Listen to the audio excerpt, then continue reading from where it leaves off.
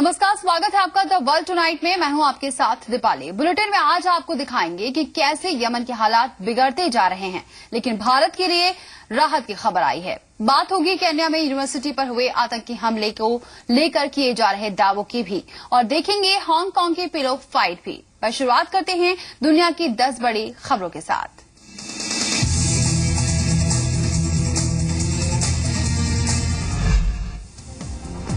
कश्मीर में 4 घंटे में हुए 3 आतंकी हमलों में 3 पुलिसकर्मी शहीद हो गए हैं, जबकि एक आम नागरिक जख्मी हो गया है। हमले बारामूला, शोपियान और त्राल में हुए। सिर्फ शोपियान में 3 पुलिसकर्मी शहीद हो गए हैं। कश्मीर में आतंकी हमलों के बीच आईबी ने आईएसआई और आतंकी संगठनों के बीच हुई बातचीत को इलस्ट्रेट किया है, जिसके मुताबिक आईएसआई ने लश्कर और जैश-ए-मोहम्मद जैसे आतंकी संगठनों को निर्देश दिया है कि वो सिर्फ सुरक्षा बलों को ही निशाना बनाएं। साथ ही ये भी कहा गया है कि सिविलियन को निशाना बनाने का गलत संदेश जाएगा। भारतीय विदेश मंत्रालय के मुताबिक यमन में फंसे लगभग 800 से ज्यादा भारतीयों को पिछले 24 घंटे में सुरक्षित निकाल लिया गया है। विदेश मंत्रालय के प्रवक्ता सैयद अकबरुद्दीन ने ट्वीट कर कहा है कि 800 से ज्यादा नागरिक घर लौटे हैं। अकबरुद्दीन ने बताया है कि वायुसेना के 2 C-17 विमानों से 454 लोग मुंबई आए हैं। वहीं एयर इंडिया के विमान से जिबूती से 352 लोग कोच्चि लौटे हैं। यमन में हूती विद्रोहियों ने सरकारी सेना के खिलाफ सैन्य हमले तेज कर दिए हैं। दूसरी ओर सऊदी अरब की ओर से यमन की सरकार के पक्ष में हवाई हमले हो रहे हैं। पिछले दिनों यमन के राष्ट्रपति मंसूर हादी ने सऊदी अरब में शरण ली है। रक्षा मंत्री मनोहर पर्रिकर ने स्वदेशी तकनीक से निर्मित हो रही पहली पनडुब्बी स्कॉर्पियन को सोमवार को लॉन्च किया। स्कॉर्पियन भारतीय नौसेना के पनडुब्बी कार्यक्रम की महत्वाकांक्षी परियोजना का 75वां हिस्सा है। ये कार्यक्रम फ्रांस के सहयोग से चल रहा है, जिसके तहत अगले कुछ सालों में नौसेना के बेड़े में इसी तरह की 6 पनडुब्बियां शामिल हो जाएंगी। इस पनडुब्बी के सितंबर 2016 से नौसेना में शामिल किए जाने की संभावना है। मौजूदा दौर में भारतीय नौसेना के पास 14 डीजल विद्युत से चलने वाली पनडुब्बियां हैं। दिल्ली पुलिस की क्राइम ब्रांच ने ब्रिटेन के मोस्ट वांटेड अपराधी रमिंदर सिंह को गिरफ्तार किया है। 28 साल के रमिंदर सिंह पर स्कॉटलैंड में यौन हिंसा और हत्या की कोशिश का आरोप है। उस पर इंटरपोल ने रेड कॉर्नर नोटिस जारी कर रखा था। स्कॉटलैंड पुलिस ने भी रमिंदर की गिरफ्तारी के लिए भारत से संपर्क किया था। रमिंदर 2009 में स्टूडेंट वीजा पर स्कॉटलैंड गया था और फिर वहां नौकरी करने लगा। रमिंदर पर 2012 में स्कॉटलैंड में 2 लड़कियों के साथ दुष्कर्म करके उनकी हत्या की कोशिश करने का आरोप है। वारदात के बाद रमिंदर ब्रिटेन से फरार हो गया और चंडीगढ़ में फर्जी पहचान के साथ रहने लगा। पाकिस्तानी प्रधानमंत्री नवाज शरीफ और श्रीलंका के राष्ट्रपति मैत्रीपाला सिरिसेना ने आज 6 समझौतों पर दस्तखत किए। दोनों देशों ने खेलकूद, पर्यटन, आर्थिक विकास, रक्षा और आपदा प्रबंधन के क्षेत्रों में सहयोग बढ़ाने के लिए समझौते किए हैं। इस मौके पर नवाज शरीफ ने ये समझौते द्विपक्षीय संबंधों को आगे बढ़ाएंगे। वहीं दोनों देशों के बीच द्विपक्षीय कारोबार सालाना $1 अरब तक बढ़ने की संभावना है। सिरिसेना रविवार से 2 दिन के पाकिस्तान दौरे पर हैं। राष्ट्रपति पद संभालने के बाद सिरिसेना का ये पहला पाकिस्तान दौरा है। यूक्रेन के पूर्वी इलाके में 2 अलग अलग घटनाओं में सेना के 6 जवानों की मौत हो गई है। सरकारी अधिकारियों के मुताबिक सैनिकों की मौत शाश्टे में अलगाववादियों की तरफ से की गई फायरिंग में हुई है। जिस जगह फायरिंग हुई वो अलगाववादियों के गढ़ लुगांस के पास है। पूर्वी यूक्रेन में फरवरी से युद्ध विराम लागू है, लेकिन इसके बावजूद संघर्ष की घटनाएं होती रहती हैं। यूक्रेन, रूस, जर्मनी और फ्रांस के नेताओं की सहमति से लागू युद्ध विराम के उल्लंघन की छिटपुट कई घटनाएं हुई हैं। पूर्वी यूक्रेन में रूस समर्थक अलगाववादियों और सरकार के बीच का साल भर से चल रही लड़ाई में अब तक करीब 6000 लोग मारे जा चुके हैं। पूर्वी चीन के फुजियान प्रांत में एक केमिकल प्लांट में सोमवार शाम जोरदार धमाका हुआ। हादसे में एक शख्स के घायल होने की खबर है। वहीं घायलों की संख्या बढ़ने की आशंका जताई जा रही है। हादसा हांगजो शहर स्थित केमिकल प्लांट में हुआ है। हांगजो फायर डिपार्टमेंट के मुताबिक उन्हें शाम 7 बजे आग लगने की खबर मिली, जिसके बाद 430 फायर फाइटर्स को मौके पर भेजा गया। 2013 के जुलाई महीने में भी इस प्लांट में जोरदार विस्फोट की घटना हुई थी। इस प्लांट में पैरासिलिन केमिकल का उत्पादन होता है, जिसका इस्तेमाल पॉलिस्टर फाइबर और प्लास्टिक बनाने में किया जाता है। ब्रिटेन के राजकुमार प्रिंस हैरी ऑस्ट्रेलियाई सेना के साथ अपने 4 हफ्ते के ट्रेनिंग कैंप में हिस्सा लेने सोमवार को ऑस्ट्रेलिया पहुंचे। यहां खड़ी भीड़ ने गर्मजोशी से उनका स्वागत किया। ट्रेनिंग कैंप में शामिल होने से पहले हैरी ने ऑस्ट्रेलियाई सैनिकों के स्मारक पर श्रद्धांजलि अर्पित की। ब्रिटेन की सेना में प्रिंस हैरी को कैप्टन वेल्स के नाम से जाना जाता है। हैरी इस साल जून महीने में अपने सैन्य करियर को अलविदा कह देंगे और ये उनकी आखिरी आर्मी ट्रेनिंग है। अपने 10 साल के करियर के दौरान हैरी ने अफगानिस्तान में 2 बार युद्ध में मोर्चा संभाला। क्यूबा के पूर्व राष्ट्रपति फिदेल कास्ट्रो 1 साल से ज्यादा वक्त बाद पहली बार सार्वजनिक तौर पर दिखाई दिए। उन्होंने पिछले सोमवार को हवाना के एक स्कूल का दौरा किया था, जहां उन्होंने वेनेजुएला प्रतिनिधिमंडल के सदस्यों के साथ मुलाकात की। इस स्कूल का निर्माण कास्ट्रो ने ही कराया था और उन्होंने ही 2013 में इसका उद्घाटन किया था। इन तस्वीरों में कास्ट्रो एक गाड़ी में बैठे नजर आ रहे हैं और उन्हें परंपरागत ट्रैक सूट और टोपी में देखा जा सकता है। कास्ट्रो ने बीमारी की वजह से 2006 में राष्ट्रपति पद छोड़ दिया था। वो आखिरी बार जनवरी 2014 में सार्वजनिक रूप से दिखाई दिए थे। सानिया मिर्जा और मार्टिना हिंगिस की जोड़ी ने मियामी ओपन में महिला डबल्स का खिताब जीता है। फाइनल में रूस की एकटेरिना मखरोवा और एलिना वेस्निना की जोड़ी को 7-5, 6-1 से हार गई। इस जीत के साथ सानिया और हिंगिस की जोड़ी वर्ल्ड रैंकिंग में तीसरे पायदान पर पहुंच गई है। सानिया मिर्जा डबल्स की व्यक्तिगत रैंकिंग में पहले नंबर पर पहुंचने से महज 145 अंक पे दूर हैं। फिलहाल वो 7,495 अंकों के साथ तीसरे नंबर पर हैं। सानिया मिर्जा ने करियर का 25वां डबल्स टाइटल जीता है।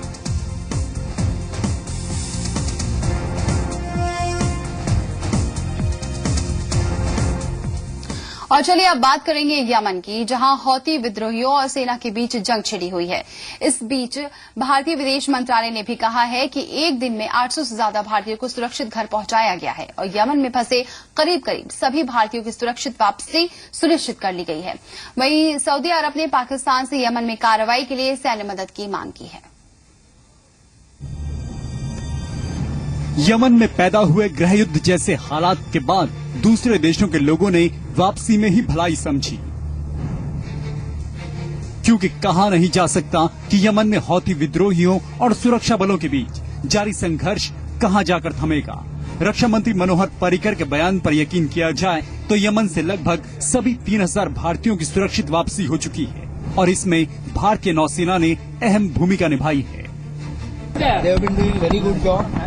I think by now almost 3,000 people have been evacuated, and by today evening I think almost all Indians, including some other foreigners also who were in desperate condition, have been shifted without single injury, single loss of life. विदेश मंत्रालय के मुताबिक पिछले 24 घंटे में 800 भारतीय Yemen से लौटे हैं। वायुसेना के 2 C-17 विमानों से 454 लोग मुंबई आए हैं। वहीं एयर इंडिया के विमान से जिबूती से 352 लोग कोची लौटे हैं। सर हम लोग का फैसिलिटी बोले तो हमारा भारत गवर्नमेंट बहुत अच्छा फैसिलिटी दिया है सर। खाना पीना हम लोग जब उधर से आया भूखा सर 3-4 दिन तो खाना ही नहीं मिला। थोड़ा बहुत पानी वगैरह कुछ था, मुड़मुड़ा था, बिस्किट थोड़ा था हम लोग खाया। तो फिर उधर से आया हमारा इंडियन नेवी जैसा स्वागत किया हम लोग का। सिक्योरिटी के साथ साथ हम लोग का अच्छा फूड, अच्छा खाना, मेडिकल का बंदोबस्त सब कुछ अच्छे से किया सर। वहीं यमन से लौटे दूसरे शख्स ने बताया कि वहां हालात बेहद खराब हैं और दिन ब दिन बद से बदतर होते जा रहे हैं। Inside they are stranded, too much people stranded, and with that people cannot go outside with bus or any mode of transport, and the power is not there, and water is not there, and in due course the food shortage will also be there. इस बीच पाकिस्तान के भी कई नागरिक Yemen से सुरक्षित वापस लौटे हैं, लेकिन पाकिस्तान के सामने सऊदी अरब ने कूटनीतिक मुश्किल खड़ी कर दी है। सऊदी अरब ने हौती विद्रोहियों से निपटने के लिए पाकिस्तान से सैन्य मदद की मांग की है।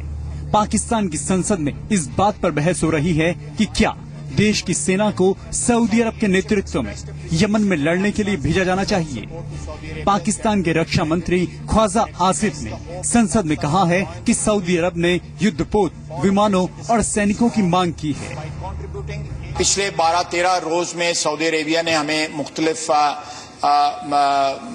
वक्तों पे उन्होंने अपनी जो है वो जो जरूरत है उससे आगाह किया है और जो विजिट जिस डेलीगेशन को मैं लेके गया था उसमें उन्होंने नेवल वेसल्स और एयरक्राफ्ट का भी जिक्र किया, इआदा किया इस अपनी जरूरत का।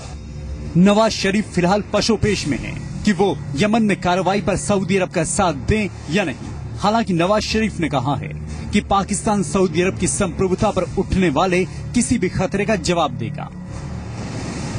इस वक्त सऊदी अरब और अरब लीग के दूसरे सदस्य यमन में हूती विद्रोहियों के खिलाफ लड़ रहे हैं।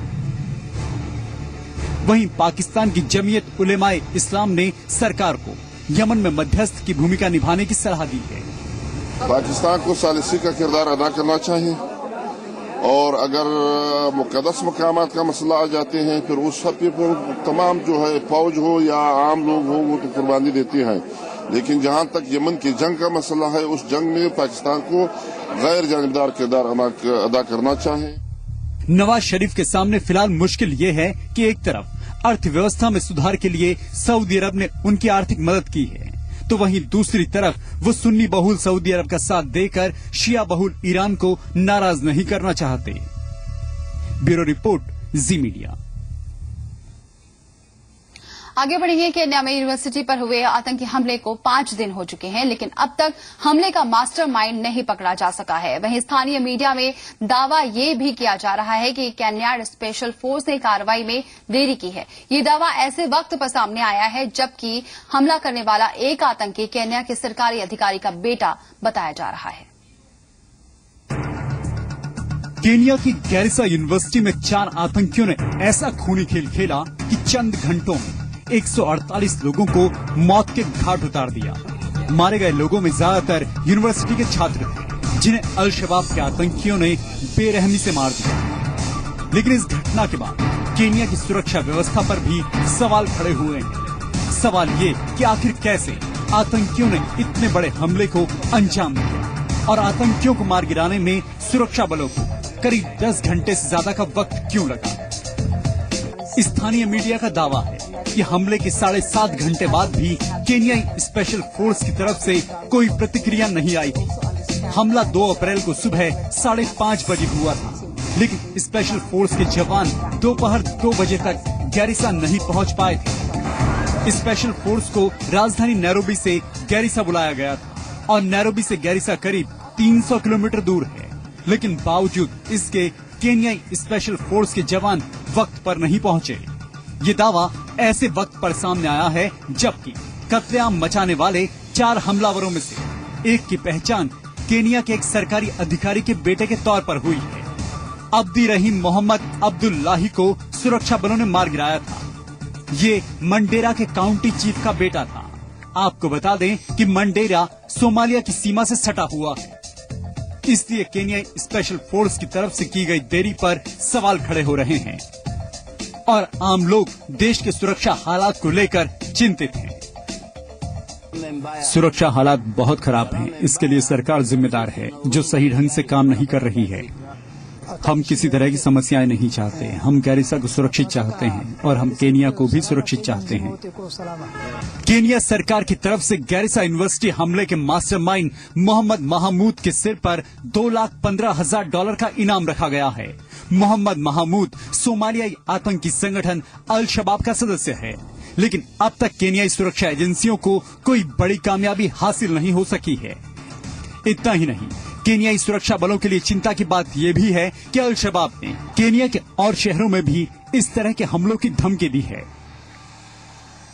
ब्यूरो रिपोर्ट, जी मीडिया।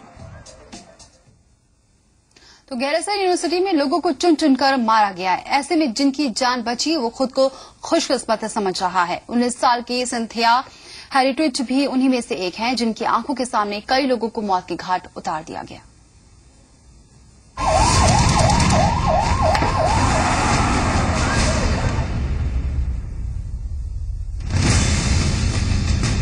केन्या की गैरिसा यूनिवर्सिटी में आतंकियों ने ऐसा कत्लेआम मचाया कि 150 लोगों को अपनी जान गंवानी पड़ी। लेकिन शिक्षा के मंदिर में आतंकियों के इस खूनी खेल में हर कोई सिंथिया हेरिटेज की तरह खुशकिस्मत नहीं था। 19 साल की सिंथिया हेरिटेज, जिसकी आंखों के सामने कई लोगों को मौत के घाट उतार दिया गया, वो खौफ से कांप रही थी। आतंकी धर्म पूछ कर गोलियां मार रहे थे। अगर कोई खुद को मुस्लिम बताता तो वह उसे कुरान की आयतें पढ़ने को कहते। बचने का कोई रास्ता ना देख सिंथिया एक कपड़े की अलमारी में छिप गई।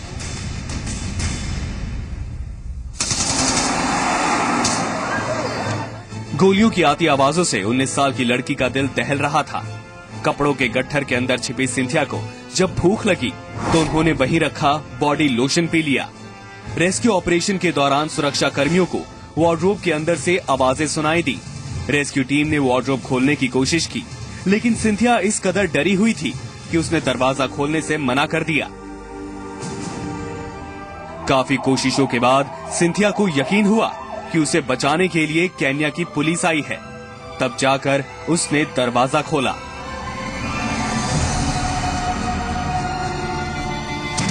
पचास घंटों तक मौत के चक्रव्यूह में रहने के बाद सिंथिया की जान बची। जिसने भी सिंथिया की दास्तान सुनी वो हैरत में रह गया। ब्यूरो रिपोर्ट, जी मीडिया। अच्छी तनख्वाह और सुख सुविधा के लालच में नौकरी के लिए विदेश गए करीब 150 लोगों को सऊदी अरब के दमाम में बंधक बनाने का मामला सामने आया है। इन लोगों के पास वापसी के टिकट के पैसे भी नहीं हैं। इन्हें एक कमरे में बंधक बनाकर रखा गया है और इन्हें खाना भी नहीं दिया जा रहा। इसका खुलासा सऊदी से वापस लौटे कुछ लोगों ने किया है। मदद की गुहार लगाते हुए इन लोगों ने बंधक बनाए गए अपने साथियों का वीडियो भी जारी किया है। वापस लौटे लोगों के मुताबिक उन्हें दिल्ली के ओखला के फैज नाम के एजेंट ने अच्छी नौकरी का लालच देकर सऊदी अरब भेजा था, लेकिन अच्छी नौकरी तो मिली नहीं बल्कि उल्टा उन्हें वहां बंधक बना लिया गया। ठगी करने वाले उनके पासपोर्ट अपने पास रख लेते हैं और फोटो कॉपी उन्हें दे देते हैं। सऊदी से वापस लौटे आबिद ने आरोप लगाया है कि दिल्ली का एजेंट 138 लोगों को और सऊदी अरब भेजने वाला है और इन लोगों को भी वहां बंधक बनाया जाएगा। और जब से अभी खाने वाने के लिए कोई भी इंतजाम नहीं, कुछ नहीं, यह कमरे में है, पता नहीं कौन सी। आगे बढ़ते भारतीय नौसेना को मजबूत बनाने की दिशा में आज देश को एक बड़ी कामयाबी मिली है। मुंबई के मझगांव डॉक पर तैयार की जा रही है 6 में से एक स्कॉर्पियन सबमरीन को केंद्रीय रक्षा मंत्री मनोहर पर्रिकर ने लॉन्च कर दिया है। इस प्रोजेक्ट की शुरुआत साल 2005 में हुई थी और सितंबर 2016 में इसके नौसेना में शामिल होने की उम्मीद है।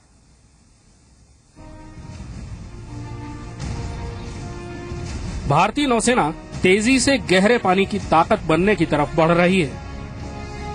चूंकि चारों तरफ से खतरा उतनी ही तेजी से आगे बढ़ रहा है, इसलिए जरूरत है चौकन्ना रहने की।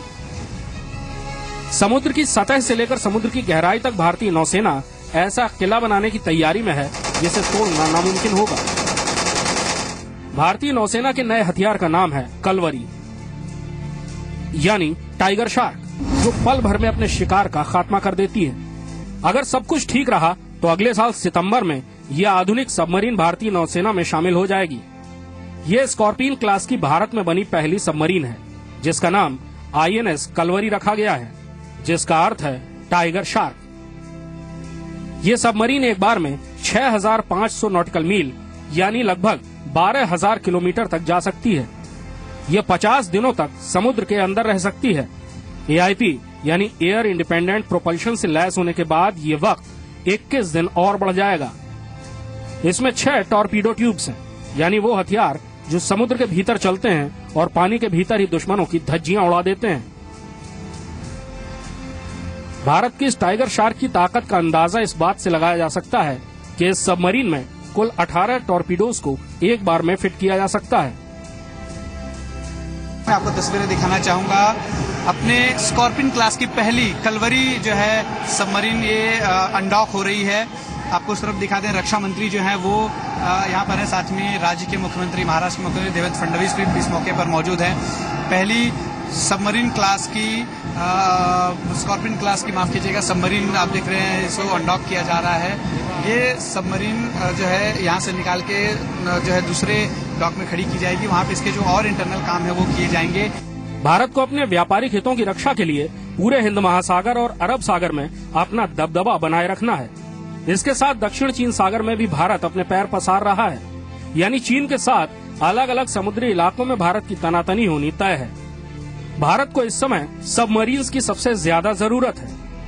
भारत के सबमरीन बेड़े में फिलहाल 8 किलो क्लास सबमरीन, जिन्हें सिंधु क्लास कहते हैं, शामिल हैं। इसके अलावा 4 शिशुमार क्लास सबमरीन और एक न्यूक्लियर सबमरीन INS चक्र भी है, जो रूस से लीज पर ली गई है।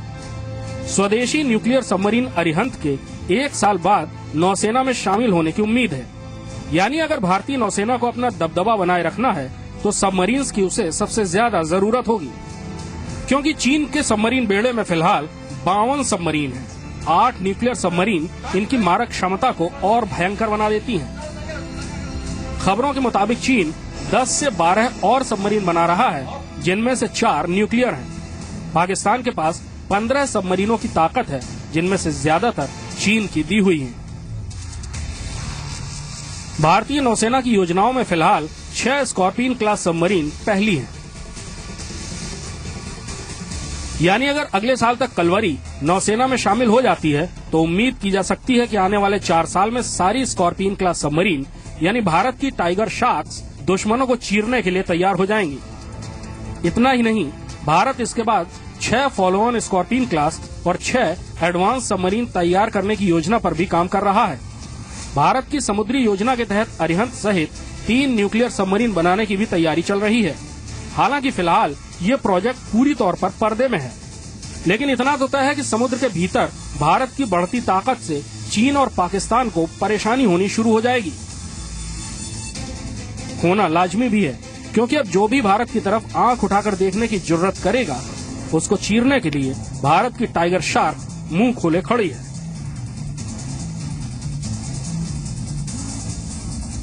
मुंबई से अश्विनी पांडे के साथ कृष्ण मोहन मिश्रा, जी मीडिया, दिल्ली। आगे बढ़ते हैं। आमतौर पर बच्चे के जन्म के बाद महिलाओं को ही अपना करियर त्याग कर या फिर छुट्टी लेकर अपने बच्चों की देखभाल करनी पड़ती है, लेकिन ब्रिटेन में लागू हुए एक कानून के तहत अब पिता भी बच्चे को पालने के लिए 25 हफ्ते की छुट्टी ले सकते हैं। जी हां, महिलाएं अपने करियर में पिछड़ न जाएं और पिता भी अपनी जिम्मेदारी समझें। इसके लिए माता पिता दोनों 50 हफ्ते की छुट्टी ले सकेंगे। ये कानून जन्म देने वालों के साथ साथ बच्चे को गोद लेने वाले माता पिता पर भी लागू होता है। ब्रिटेन सरकार का मानना है कि उनकी इस नई व्यवस्था से हर साल 2,85,000 जोड़ों को फायदा मिलेगा। इसके अलावा 18 साल तक के बच्चों के माता पिता को भी हर बच्चे के लिए 18 हफ्ते की बिना तनख्वाह छुट्टी लेने का भी हक दिया गया है।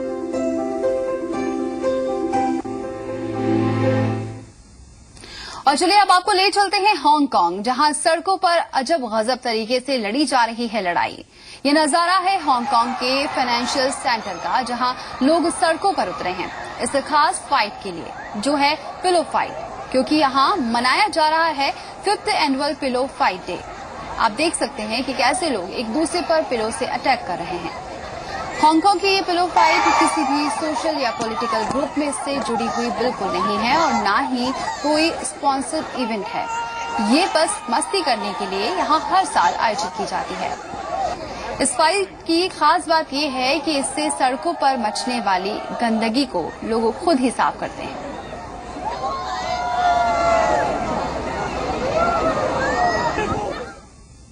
तो ये तो थी पिलो फाइट। आगे बढ़ते हैं, अब आपको मिलवाते हैं दुनिया के सबसे बड़े रैबिट से, जिन्हें गोद में उठाना भी किसी टास्क से कम नहीं है।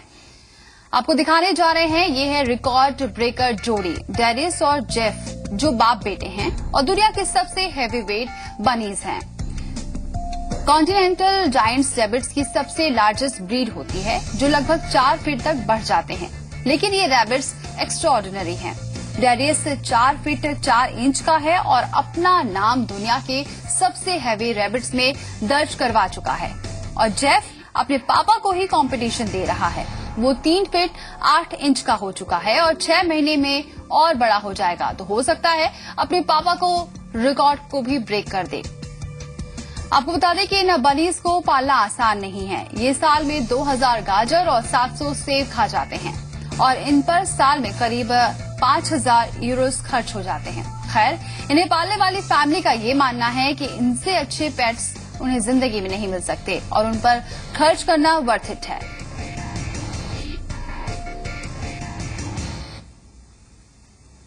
इसके साथ द वर्ल्ड टुनाइट में आज के लिए बस इतना ही।